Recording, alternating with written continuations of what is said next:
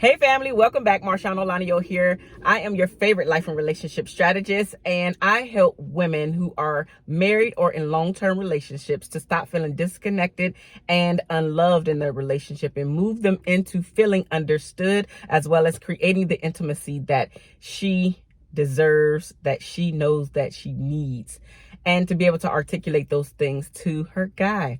Now, with that being said, we're going to talk about the minuscule things that you need to pay attention to. Just maybe you could be in a toxic relationship. And I have 7 of those things. And we're going to go ahead and jump right into number 1. Okay. So this person, specifically your spouse, specifically the person that you're dating, the person that you're engaged to, all those people. Okay. With that being said, this person may not or hardly ever let you complete a thought, a sentence. You're in the middle of speaking and he or she just cuts you off, or they change the subject and begin to speak about something that they really want to talk about. And whenever somebody does that to me, they obviously don't want to hear what I got to say. So I just immediately shut up. And then they'll come to me and they'll say, you were done? And I'm like, oh, you didn't want to hear what I had to say because you started talking about something else. And that to me tells me that you didn't think that my thing was important. So I just shut up and moved on. And every once in a while, my husband will actually do this to me. And then I'll do the same thing to him. I'll just be quiet. Because obviously he didn't want to hear what I had to say, number 1. But number 2, his thing was more important than what I had to say. So this does occur. Disclaimer. Obviously, if all 7 of these things are happening, then yes, you are in a toxic relationship. 1 or 2 things, again, is just something to keep your eye on, and say something about it. You have to be able to verbalize what's actually happening, things that you do not like, so the person can actually work on them, so they can stop doing them, so you're not secretly holding on and building up resentment towards your boo, toward your husband, toward your wife, toward the person that you're engaged to, boyfriend, girlfriend, all of those people, wherever you're at, it applies. We teach people how to treat us. And so I shut up because I'm teaching my husband or other people that's not cool to do. And you obviously didn't want to hear it. And that's exactly what I say. And I don't share what I was going to share, because if it was important enough, then you would have listened to me and not been rude and cut me off in the first place. So yes, I teach everybody, including my husband, how to treat me. And that's what you have to do as well. Because here, that's the only way that you will become a part of the top 1% of couples to have extraordinary relationships. You have to teach people how to treat you, including and especially your spouse. Because unfortunately, sisters and brothers, guess what? We have a tendency to hurt the people that are closest to us. And usually that is the children and, of course, your spouse. I didn't say it's right. I'm just saying that's usually what happens. Number 2 to pay attention to. This person, your boyfriend, girlfriend, husband, wife, fiance, is always putting you down. Not cool. Not cool. Not cool.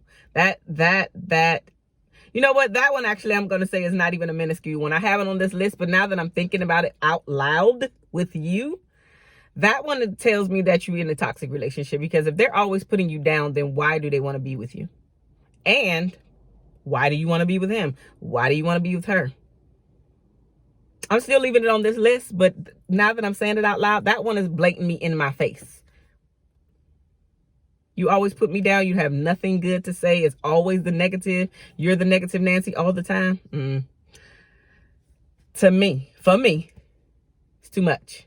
Maybe for you, that's something that you can handle. But then if you're able to handle that, you might need to work on building up your confidence and building up your self-esteem so you can know your worth.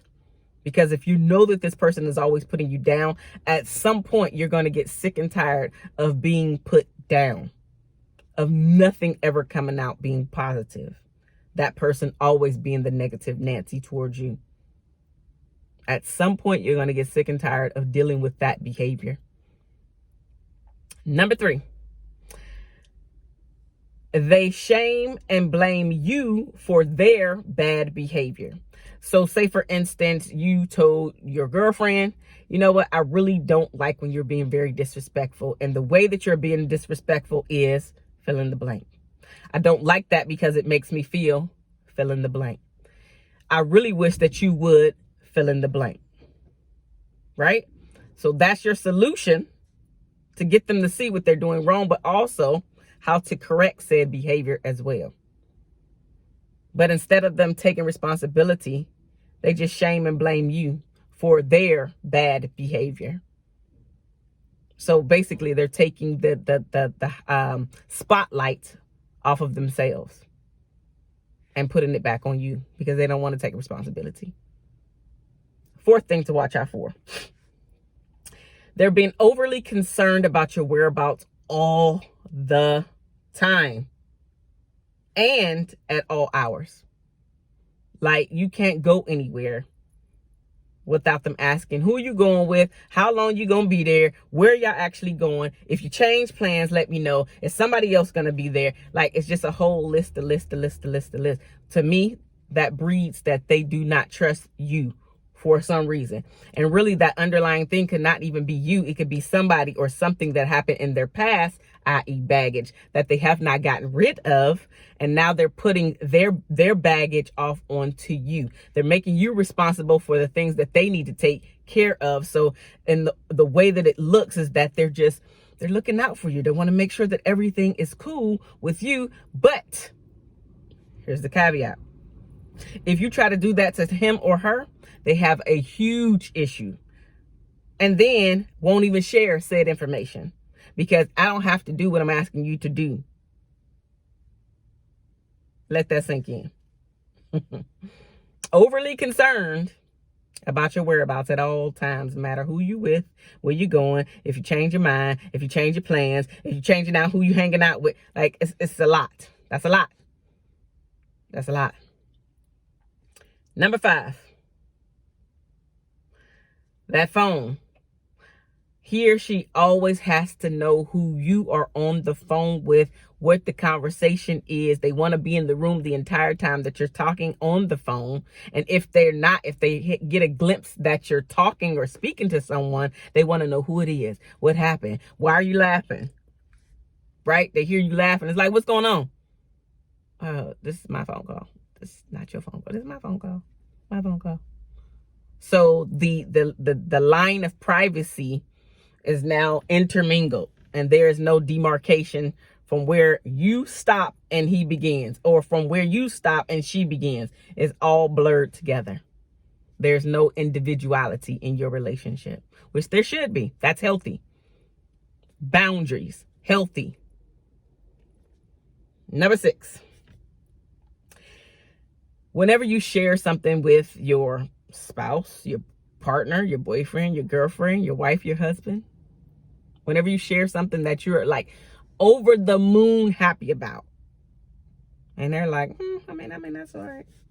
Or just don't even acknowledge what you just said, or they give you something negative. Like, well, what if that doesn't happen? What if this doesn't work out? What if, but it's all negative what ifs. It's never like, oh my God, this is freaking amazing. Wow, you were able to finish your Braille class. I don't know, I'm making up stuff. But the point is, you were able to get that promotion. Well, I mean, they could have gave you like $1, right? You tell them that you get a 55-cent raise. Well, you could have got $1. Or you tell them that you got that $1.50, and they're like, well, you know, well, I mean, I guess that's all right. I mean, but it doesn't even matter. It doesn't have to be monetary. It could be anything that you are overly like, freak, I got this done. I wrote that article. Oh my God, it's amazing. I got that job interview. Oh my God, it's amazing. I wrote that book. Oh my God, it's amazing. But whenever you take it to him, you take it to her, they're like, yeah, I mean, that's cool. There's no type of celebration for you at all. Number 7, he or she continuously makes jokes and derogatory jokes, disrespectful jokes about your family members. and you've shared how you felt when he or she did this or does this in your presence, but period. Whether they're doing it behind your back or not. But obviously, you know that they're doing it when you're there, when you're present. And you shared, hey, babe, really don't like when you make those disrespectful jokes to any of my family members. Like, I don't like it at all. It's not funny.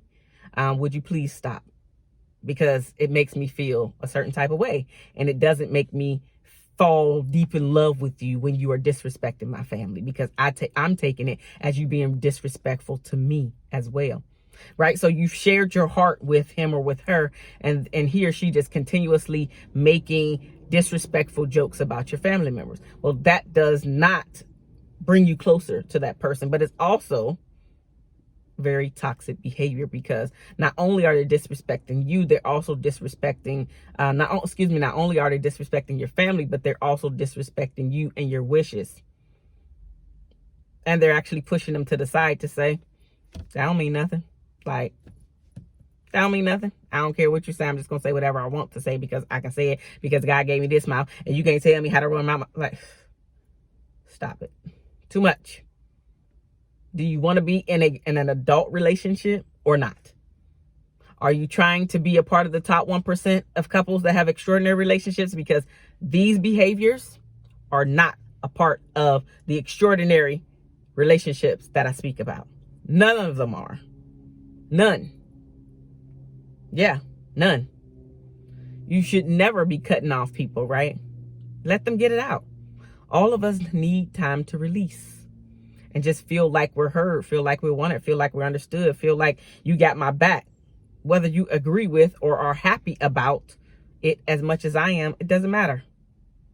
You should be, because it's important to me. So if it's important to me, it should be important to you. So these are the 7 minuscule, with the exception of one, like I said when I said it out loud. Anyway, minuscule signs that you are in a toxic relationship. Again, if it's 1 or 2, you want to keep an eye on it. And of course, you want to verbalize how you feel when he or she does this thing, so they can nip it in the bud. And if he or she really cares about you, really cares about your feelings, really cares that the relationship buds and prospers and propels to the next level, then he or she will work on the behavior. Are they going to always be perfect? No.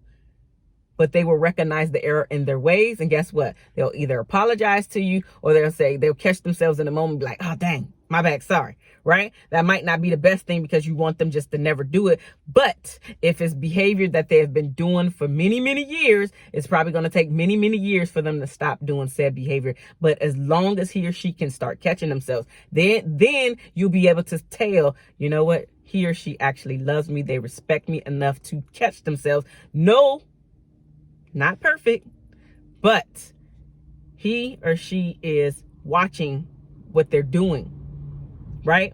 They're trying to switch the behavior for me, for us, so we can thrive, so we can make it to the next step, whether no matter where you're at. So those are my 7 tips to watch out for minuscule signs that you are in a toxic relationship. Let me know which ones resonated with you. Are you the person that's doing some of these things?